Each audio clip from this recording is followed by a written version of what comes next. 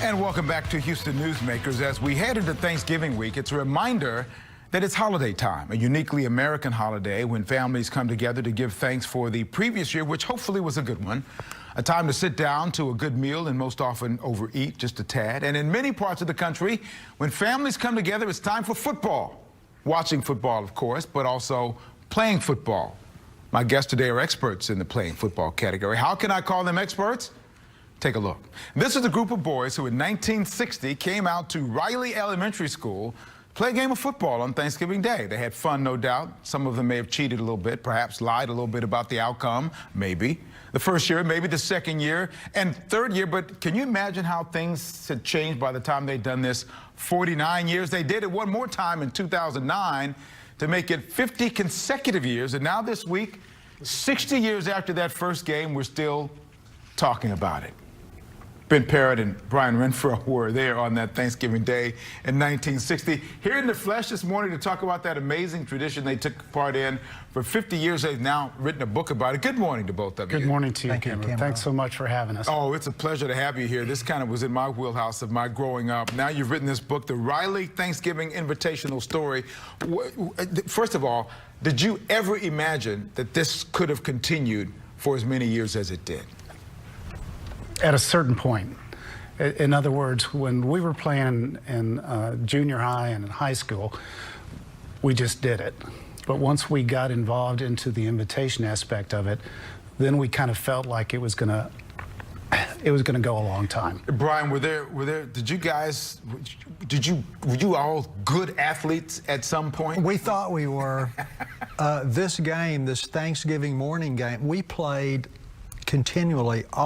We played all day Friday, all day Saturday, Sunday afternoon. But Thanksgiving morning was a special game. Just you were by invitation only. If you were an elite player, you could play in the Thanksgiving morning game. So it was invitation only the whole time? Yes. But there's some other people along the way that may have... Well, I'm sorry. In 1960, there were so many kids. There were 20 on a team. But again, for the Thanksgiving morning game, it was just a smaller group of people.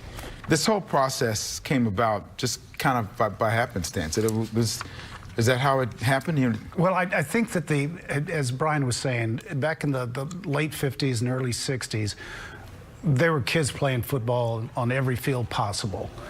And so the field that we happened to be at, again, there were many, many kids, and really Brian driving force, we started eliminating some of these players and basically saying, sorry, go start your own game. This is our game. And so that's what evolved into eventually just being this core group of 22. Now, over the years, we probably had 50 different players that played early on, and we lost some, but eventually it was 22 guys that came together on Thanksgiving to play this game. And Brian, you were named commissioner at some point. How did that come about? Self-proclaimed. Took control, did you? When I first sent out invitations, I was too humble. And so I called myself the chairman of the invitation committee, as if there was a committee. It was always just me. But at some point in the game, through the history, I decided, no, I need to name myself commissioner and really take charge of this thing. Talk about what this has done, how this group of friends, how it's evolved through the years, and how it may have impacted your adult lives as you've grown. The 22 players, we were all friends, but we had cliques. In other words, Brian and I were very close along with a couple of other players. And then there was another part of that group that they were very, very close together. The game brought that group together. And the friendship was, once again, I may not have seen these guys for a year, especially after we all left for college and went on with our lives and growing up in our adulthood. But once we got on the field, it was like it was last year. And we're here together again. And it's like we hadn't been gone for a year of each other. And you made it back for that year? Everybody tried to come back that day? Yes. Yes. As you might remember, when you went off to college, high school things where you don't talk about high school, but I wanted to make sure that all of my friends knew, yes, we're coming back into town. Yes, we're going to play this football game, and I want to see you. So please, you're invited to come and play. Well, I've read many big portions of the book, and I just find it fascinating because you do talk about so many things that were a part of your lives and everyone's lives around you. But inevitably with that, as you grow and you get older, you lose people along the way. So this big group of folk you had, you've lost some along the way. How has that impacted you as a group and individually? Well, by God's grace, we were able to make it all the way the 50 years. This group of 22, we made it 50 years, but it's just only been in the last 10 years that we've lost now 3 of their original players. We did lose a player that probably would have been part of this core group in '68. He was on his motorcycle and the truck ran over him. So we lost someone that was a part of this group early, but from want on, we made it through the 50 years. And you've lost somebody just recently as well. We have. I want to kind of go back a little bit. The first person we lost after we quit playing was Jerry Harris, and he died of leukemia, and he was one of our California guys. And then 2 years ago, Brian and I's best buddies, when we were in elementary school, we called ourselves the 3 Bs. And we lost Bobby to a strong battle against cancer. And then just 2 weeks ago, we got notification that one of our California guys who was into that California northern community, that he just loved the outdoors. Well, he went out for a walk one Sunday in one of his favorite parks, and he never came back. And so 4 days later, they found him in a creek. And as I say, John probably would have said, if I'm going to die, I want to die right here. Well, I noticed that in your digital book I saw here is a reunion coming up. It says, 10 years ago, our game mercifully took a knee, but not our friendship or heritage. A recent book celebrates what we've accomplished together, an amazing 50-year chronicle of life. Celebrated. Enough has been written. Now it's time to see face-to-face on our 60th anniversary. So that's coming up right around the corner, right? It's coming up, and it's we're going to have a ceremony at Riley. And I was telling Brian, because he didn't know it, this invitation you see there just went out to the players. Right. And it's all his idea. In fact, it was a surprise to me. He didn't tell me anything about it. And all of a sudden, I got it in the mail. Well, you're the commissioner, so you do what you want. Yeah, I wanted Brent to be as surprised as everybody else. They go, oh, what is this, another Riley invitation? Well, this is all about Thanksgiving. We're going to talk more about this. We'll have more with Brian Renfro and Brent Parrott after the break.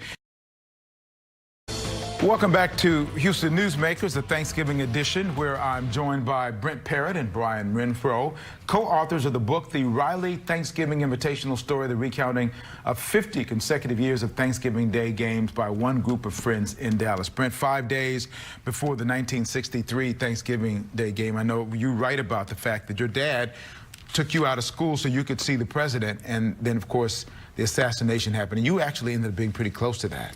Yeah, I mean, one of the questions most baby boomers will ask each other is, where were you when JFK passed away? And I tell them I was in front of Parkland Hospital when they announced it. The story is my brother and I were able to get out of school, and my dad recommended don't go downtown, just go straight to the Trade Mart, which is where he was holding a luncheon. And he said, that's probably your best opportunity to see the president. So that's where we went. My brother and I, we sat there. We were right next to a police three-wheeler. And so at a certain point, we can tell that there was some radio conversation going on with the policeman. And we asked him, this is what's going on? And he says, well, it sounds like somebody threw something at the procession. And we said, okay. Now, where we were positioned, and back then, there was a field that you literally could look across and you could see Parkland Hospital. And so all of a sudden, we see this procession coming down the service road along 45, Stemmons Freeway. And here they were just blazing along and had the convertibles and everything. And so we immediately looked at the policeman, and he hopped on his three-wheeler and he took off, and we followed him. And it was only about a 5-minute drive at the most. And by the time we got there, the news was already there. There were news cameras, there were news journalists there, and it was probably not longer than 10 minutes, but it felt like a long time. We just sat there listening to WBAP, and they announced that he had died. Brian, do you remember if that impacted your game in any way, shape, or form? Because you were young at that time. We were only 13, Khambrel, so we played. I mean, it was somber for maybe 30 seconds, and then we're like in the huddle, okay, you know, when you're going to do this, you're going to do that, and so the game went on, and kids, yeah, we were involved in playing football. You know, I'm looking at this, and I really encourage you to go get the book or go digitally, because you can go in all kind of links digitally. I call it going down the rabbit hole, because I started looking at all these different links, and it just was amazing. But that was also, a lot of that early time was during the 60s. Were you insulated from a lot of that? Because there was a lot of turbulence in the 60s going on with civil rights and all that kind of stuff. You said we were kids at that time. Were you insulated from that? Well, when you think about the 60s, in 1960, I was 12 years old, 11 years old, and then in 69, I turned 21. So there's a lot of growth that takes place during that period. And eventually, the world became more understandable once I got to college and was on my own. And I relate in there that when I was at North Texas, I literally would be in the School of Business, and I'd look out and I would see a civil rights gathering going on, and right next to it was a Vietnam protest going on with music of the Beatles, Revolution playing in the background. So it was an amazing decade to be growing up. We talked earlier in the segment about how Father Time has taken some of your friends in recent years, and many others are now dealing, Brian, with the effects of Alzheimer's. And we look at some of the pictures of these guys who are wearing this classic number 60 jersey. I have one here too as well. But these are the good old days with your friends, having a good time. And then you realize that several of them are now dealing with the effects of Alzheimer's disease. Talk about what that's done as a reality check, perhaps, to you about this terrible toll that this disease takes, and what you're doing through the writing of this book to call attention to the mission of Alzheimer's awareness. Well, when we were, of course, kids playing, we thought, well, one day we'll grow old, and one day we'll be sick or have cancer or something. Well, here we are, and a big reality of it is Alzheimer's. Yeah, I'd say that almost every one of our players in some way or another has been affected by this terrible disease. And when we decided that we wanted some kind of a charity to get involved with us, we did our research and we found the Fisher Foundation. And they're the #1 rated foundation in the world for this terrible disease. And so our hope is that through the sale of our book, we'll be able to donate as much money as we can to the foundation. Well, by the way, I just want to let everybody know I've got this jersey. And this is one of the jerseys that you guys started wearing in your 25th year? Yeah. And so it's got 25 years on it, but it's halfway through from the 50 years. That's right. We still had another 25 years to go. So was everybody green number 60? How did that work? Well, we had white ones too. Okay. We only brought the green ones today. What do you want people to get when they read this book? What do you hope that they get out of reading it, come away with? A big part of it is male bonding. Our group of friends, we have stayed close, and this touch football game is a very, very big part of that. How our lives changed through college kids, young adults, young parents, I mean, all the way through to senior adults. Being on this field and getting in these huddles and talking to each other has been just like a time capsule. Yeah, and I think that what I would tell, hopefully, the potential readers, that this is a story that is full of everything. It has laughs, it has sorrow, it's got, as you said, there are so many links in this book that you can click on. And one of my favorites, I don't know if you did the Brill Cream commercial, but you can, back in the 50s, people put this stuff in their hair. And so Brian mentioned it, you click on it, and there's this Brill Cream commercial that is hilarious.